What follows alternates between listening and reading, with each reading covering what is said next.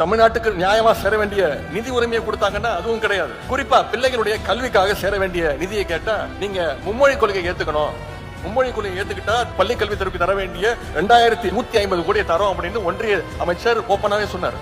நம்முடைய தலைவர் முதலமைச்சர் என்ன சொன்னாரு? மும்மொழி கொள்கையை ஏத்துக்கணுமா? நீ இதன் மூலமா குறுக்கு வழியில இந்தியும் சமஸ்கிருதத்தையும் தமிழ்நாட்டுக்குள்ள திணிக்க பாக்குறியா? நீ 10,000 கோடி கொடுத்தாலும் சரி உன்னோட மும்மொழி கொள்கையை நான் தமிழ்நாட்டு மக்களுக்கு அனுமதிக்க மாட்டேன்னு தைரியமா இந்தியாவிலேயே சொன்ன ஒரே முதலமைச்சர் நம்முடைய தலைவர் அவர்கள். சென்ற கல்வி ஆண்டுல தமிழ்நாட்டு கல்விக்காக ₹1 கூட ஒதுக்கல ஒன்றிய பாஜக அரசு. ஆனா பாஜக மற்றும் அதோட கூட்டணி கட்சிகள் ஆளுகின்ற மாநிலங்களுக்கு கல்விக்காக மட்டும் அள்ளி கொடுத்திருக்கிறாங்க. உதாரணத்திற்கு உத்தரப்பிரதேச மாநிலம், அந்த மாநிலத்திற்கு 6264 கோடி ரூபாய் ஒதுக்கியிருக்காங்க வெறும் பள்ளி கல்வித்துறைக்கு ஒன்றிய அரசு.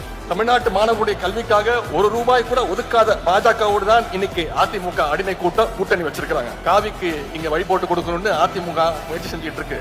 ஆனா நான் சொல்றேன், கருப்பு சிவப்பு வேஷ்டி கட்டி இருக்கக்கூடிய திராவிட முன்னேற்ற கழகம் இருக்கிற வரைக்கும் தமிழ்நாட்டுக்குள்ள காவிய தமிழ்நாட்டு மக்கள் அனுமதிக்க மாட்டாங்க.